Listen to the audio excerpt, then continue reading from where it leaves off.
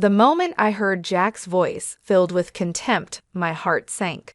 I was standing at the bottom of the stairs in our two-story house, a place that once felt like a haven of love. Now, it was a stage for my humiliation. "Yeah, Mom, Amy is really getting on my nerves." Jack's voice drifted down the stairs, tinged with annoyance. "She thinks she's the boss just because she's the main breadwinner now. It's laughable." I clutched the banister, my knuckles whitening. This wasn't the first time I felt dismissed by Jack, but hearing him belittle me to his mother, Maria, was a new low. "I know, right? She's so full of herself lately." Maria's voice crackled through the phone speaker.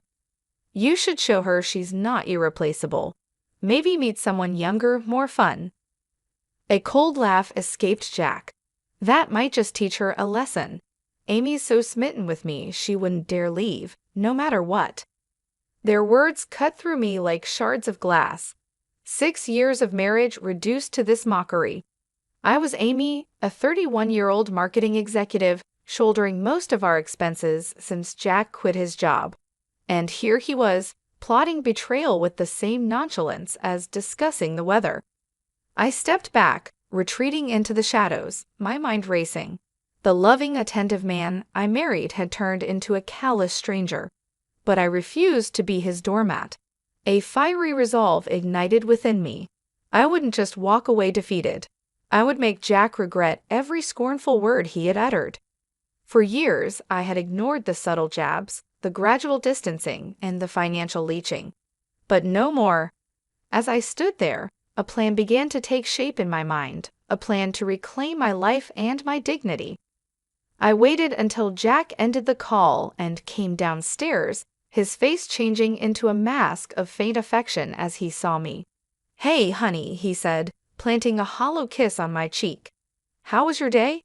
His casual demeanor was a slap in the face. "It was fine, Jack," I replied, my voice steady despite the storm raging inside. "I just need to rest. It's been a long day."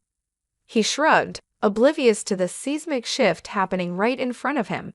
"Sure. I'll be watching the game. Don't wait up," Jack said as he lounged on the sofa with the remote in hand.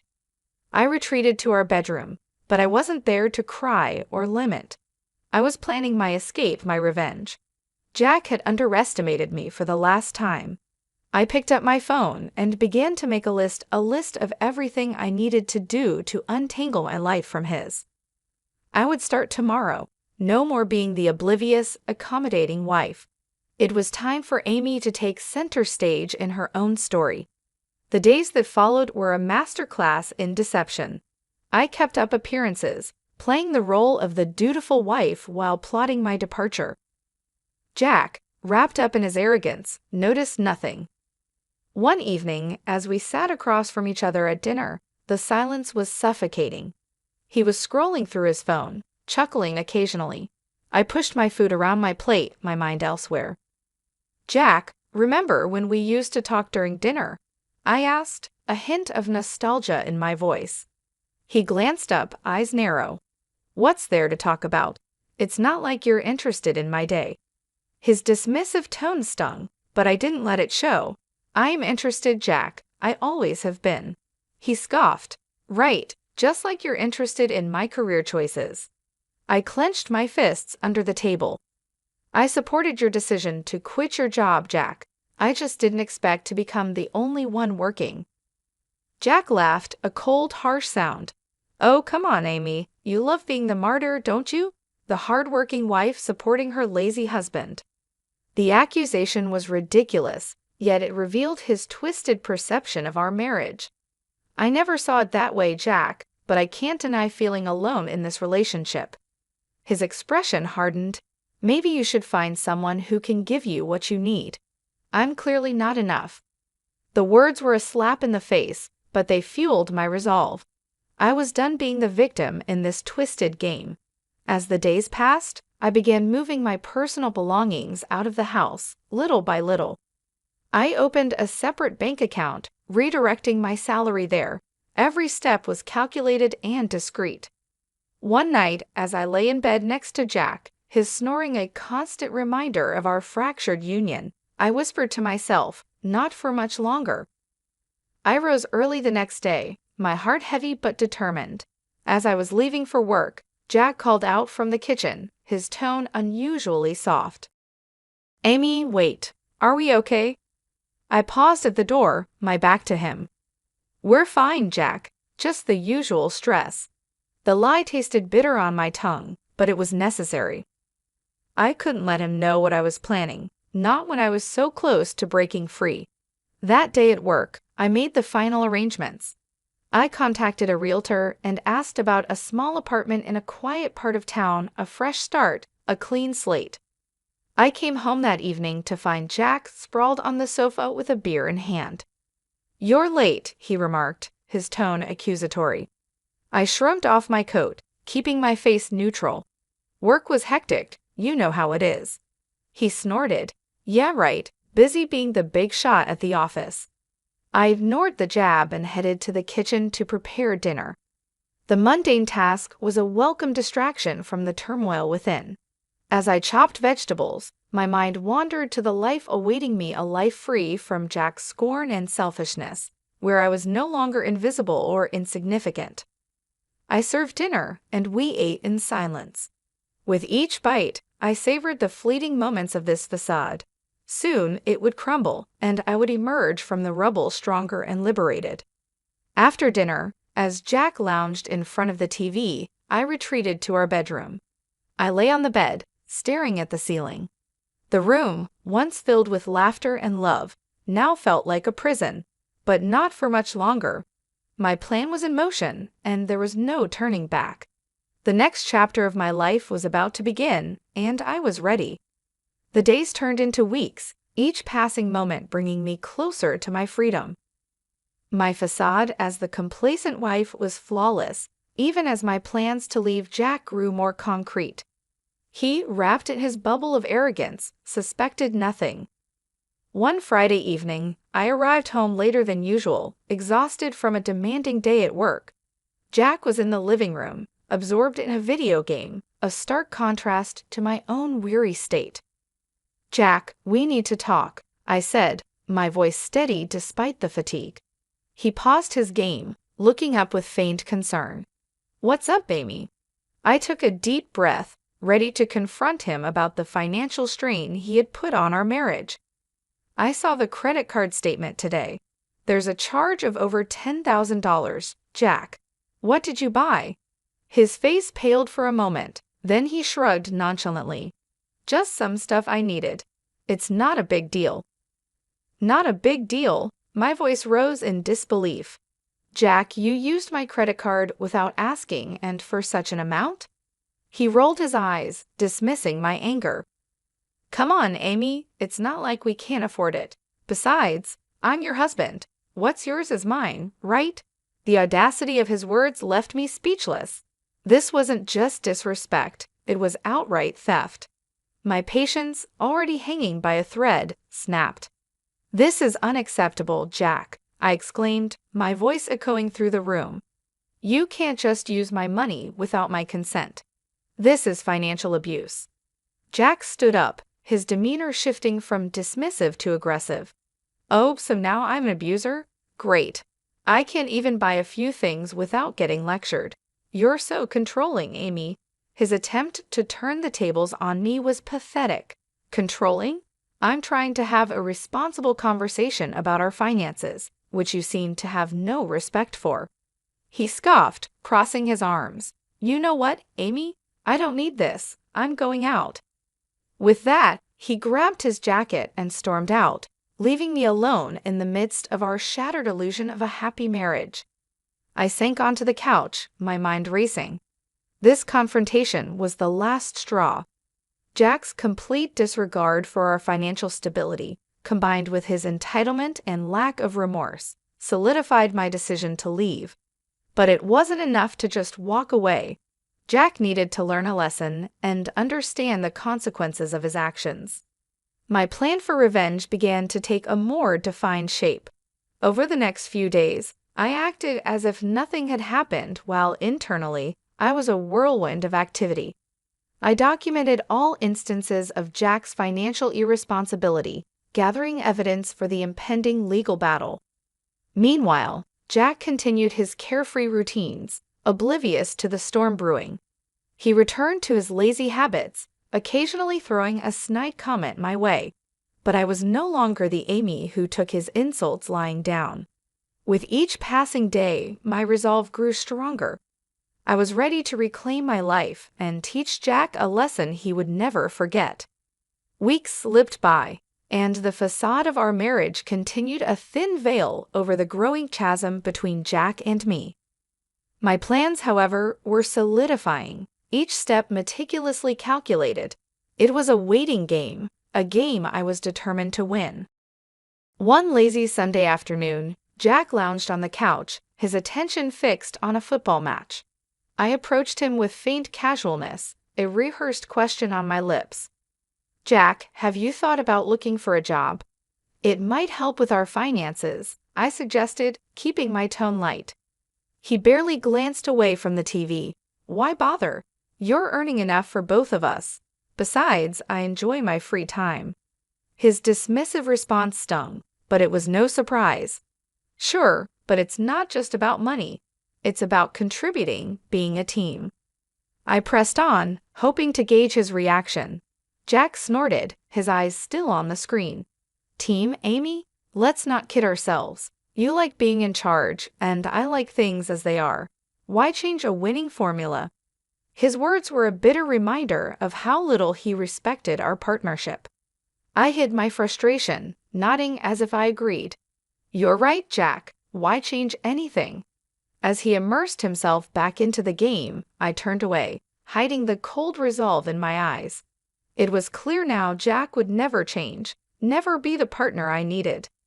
The following days were a blur of silent preparations. I met with a lawyer in secret, discussing the possibilities of divorce and financial separation. I documented every instance of Jack's financial irresponsibility, his neglect, and his emotional abuse. Meanwhile, Jack continued his life, unaware of the storm brewing. He spent his days in idle leisure, occasionally throwing a barbed comment my way, believing I was too weak to fight back. But I was no longer that person. Each of his jabs only strengthened my resolve. The Amy he thought he knew was about to shatter his complacency. One evening, as we sat at dinner, Jack's phone buzzed incessantly. He glanced at the screen, a smirk spreading across his face. "Something funny?" I asked, my curiosity piqued despite myself. "Just a friend from the gym. We're planning a night out this weekend," he replied, his tone dismissive. I nodded, feigning indifference. "Sounds fun. Enjoy yourself."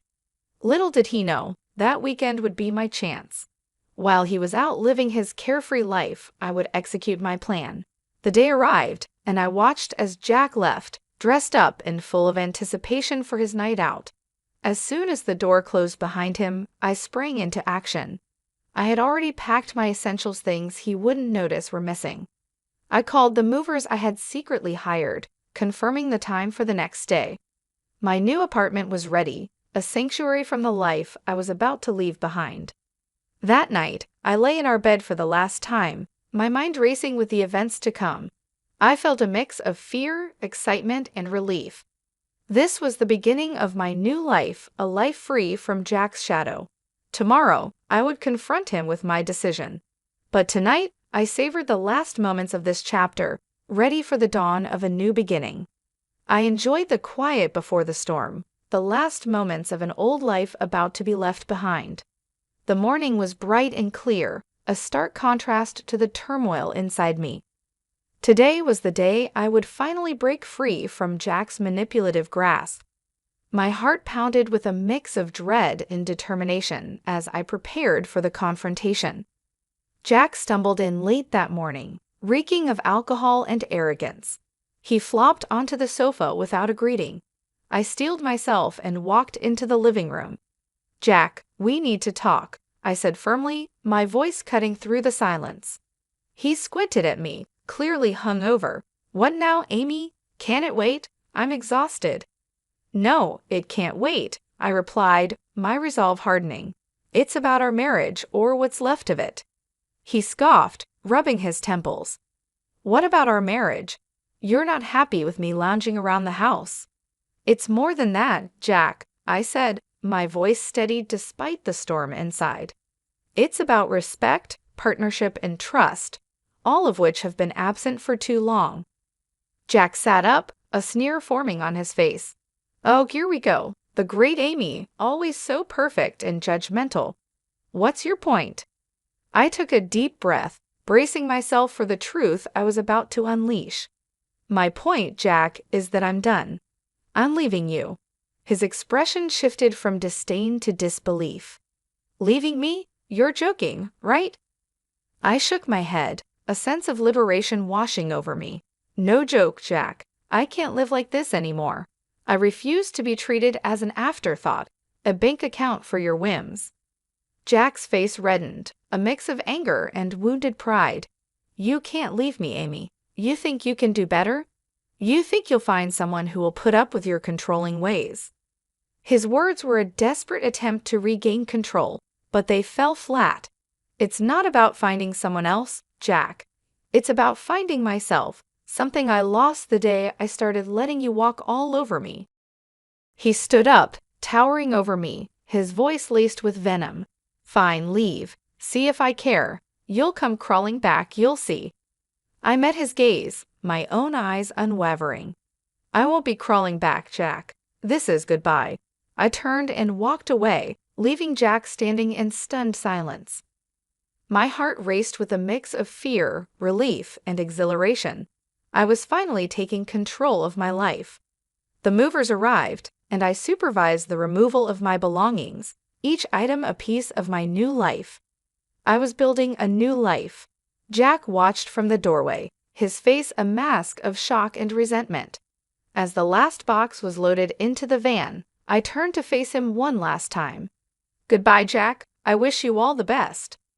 His eyes burned with a mix of anger and disbelief, but he said nothing. I climbed into the van, not looking back as we drove away from the house, the life, and the man I was leaving behind. The sense of freedom was overwhelming. I was starting a new journey, one where I was the author of my own story. Jack was now a chapter of my past, a lesson learned. As the van pulled up to my new apartment, a small, modest space filled with potential, I stepped out into my new world. A world where I was no longer Amy, the neglected wife, but Amy, the woman who reclaimed her life. Settling into my new apartment felt like taking a deep breath after being submerged underwater for too long. The freedom was exhilarating, yet the looming confrontation with Jack cast a shadow over my newfound independence. Several days passed in a blur of adjustment and anticipation. Then the inevitable happened. Jack's number flashed on my phone. I steeled myself and answered. "Amy, where the hell are you? You think you can just leave like that?" Jack's voice was a mix of rage and disbelief. I replied calmly, "I'd already told you, Jack. I'm done. Our marriage is over. You can't just decide that on your own. You're my wife." He spat out the words, his anger palpable. "I was your wife, Jack, and yes, I can decide. I won't be a part of a marriage where I'm disrespected and used," I countered, my voice firm. There was a pause, and I could almost hear the gears turning in his head. "You'll come back. You need me."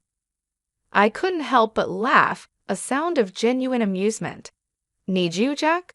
I've been the one carrying us for years. I don't need you, it's the other way around." His voice cracked with a mixture of fury and desperation. "You can't do this to me, Amy. What about our finances, the house? You can't just leave me with nothing." "That's not my concern anymore, Jack. You should have thought about that before treating me the way you did," I said, the satisfaction of finally speaking my mind liberating. There was silence on the other end, and then he hung up. I stared at the phone, a sense of finality washing over me.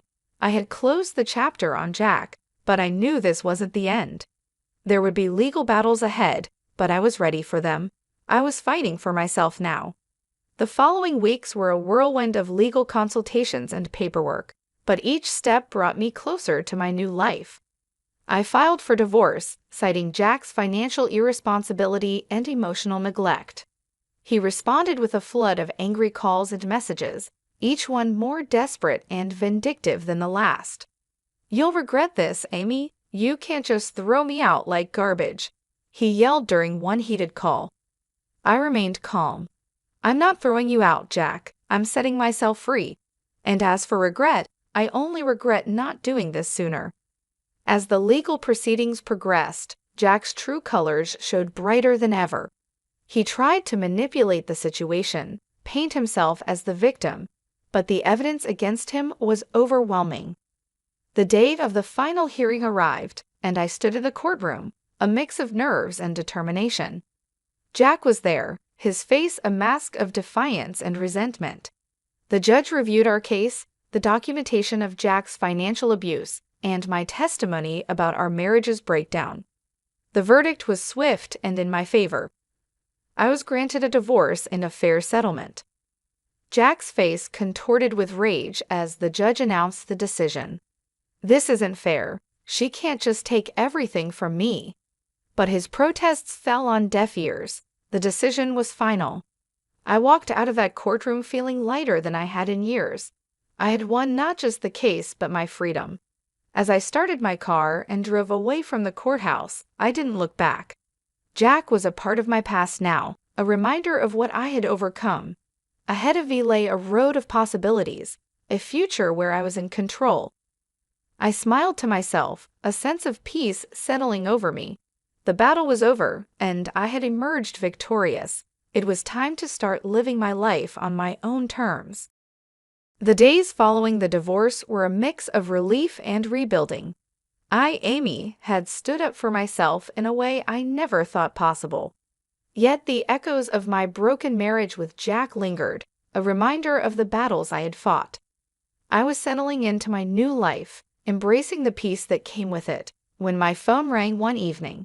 The screen flashed Jack's name, a ghost from the past I thought I had left behind. Reluctantly, I answered. "Jack, why are you calling?" His voice came through, laced with bitterness. "You think you can just take everything from me and walk away, Amy? You've ruined my life." I took a deep breath, keeping my composure. "Jack, the court made its decision. It's time for both of us to move on." He scoffed. "Move on? How can I move on when you've left me with nothing? I'm struggling to make ends meet because of you." The accusation was absurd, yet it didn't surprise me.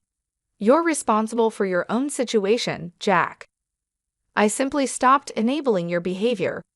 His voice rose, filled with desperation and anger. "You owe me, Amy. After everything I did for you, you owe me." I felt a twinge of anger, but kept it in check. "You did nothing but take me for granted, Jack. I don't owe you anything."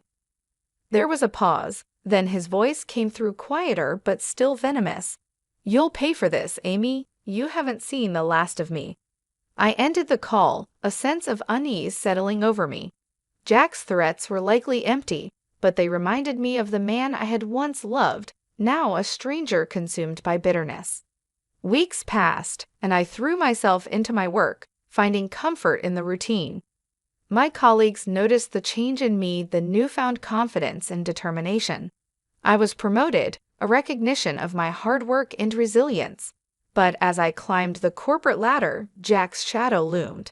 He started a smear campaign, spreading lies and rumors about me to our mutual acquaintances. I heard whispers of his accusations, painting me as the heartless ex-wife who had stripped him of everything. I confronted these challenges head-on, refusing to let Jack's pettiness derail my progress. I had fought too hard to reclaim my life, to let his bitterness taint it. One afternoon, I received a call from a mutual friend, hesitantly relaying a message from Jack. He was struggling financially, facing eviction, and in a moment of desperation, he reached out to me. I listened, a mix of pity and resolve in my heart. "Tell Jack I wish him well, but his choices are his own. I can't help him." As I hung up, I realized how far I had come. The old Amy might have rushed to Jack's aid, but I was no longer that person. I had learned the hard way that you can't help someone who refuses to help themselves. I continued to build my life, finding joy in the little things. I reconnected with old friends, explored new hobbies, and started dating again. Life was moving forward, and I was at the helm. Jack's attempts to drag me down continued, but they no longer held power over me. I had risen from the ashes of our marriage stronger and more determined than ever. As I sat in my apartment one evening, reflecting on my journey, I felt a sense of peace. I had faced my demons, fought my battles, and emerged victorious. The future was bright, and for the first time in a long time, I was truly happy. I was genuinely excited for what lay ahead. Life had found a new rhythm, and mine was no different. The scars of my past with Jack were still there, but they no longer defined me. I was Amy, reborn from the ashes of the life I had left behind. My promotion at work brought new challenges and opportunities. I thrived in the environment, my confidence growing with each successful project. My social life also took a positive turn. I met new people, some of whom became close friends and even started dating again. Life was good, but the shadow of Jack still lingered at the edge of my newfound happiness. One evening, while having dinner with a friend, my phone buzzed. It was a message from a number I didn't recognize. Hesitantly, I opened it. It was from Jack. "Amy, I need your help. Please." The words were simple but carried the weight of our shared history. I showed the message to my friend, who looked at me with concern. "You don't owe him anything, Amy. Remember that." I knew she was right. I had moved on, but it seemed Jack was still stuck in the past. I didn't reply to the message. Instead, I blocked the number and tried to focus on the present. The next day, I heard the news. Jack had hit rock bottom. He had lost his home, his friends, and was struggling to find work. Part of me felt pity for him, but another part knew this was the result of his own actions. I continued with my life, the memory of Jack fading into the background. My days were filled with work, friends, and the occasional date. Life was moving forward, and I was content. 2 weeks later, I bumped into a mutual acquaintance who had kept in touch with Jack. "He's not doing well, Amy," she said, her expression somber. "He's lost everything. He's even talking about leaving town." I listened, feeling a strange mix of emotions.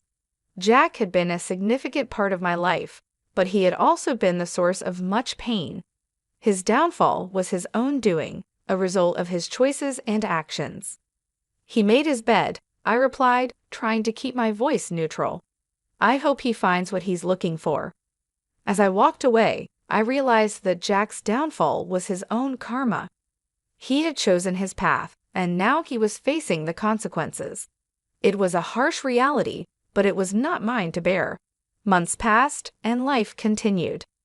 I heard bits and pieces about Jack's situation now and then, but they no longer affected me. I had moved on, building a life that was mine and mine alone. One day, as I sat in my office looking out at the city's skyline, I reflected on my journey. I had faced hard times, fought for my dignity, and emerged stronger. I had learned to stand up for myself, to demand respect, and to walk away from negativity. I had also learned to forgive, not for the sake of those who had wronged me, but for my own peace. Holding on to anger and resentment only weighed me down. I had let go, and in doing so, I had found freedom. As the sun set, casting a warm glow over the city, I smiled. I was happy, truly happy. My past with Jack was just that, the past. Ahead of me lay a future full of possibilities, a future I was ready to embrace.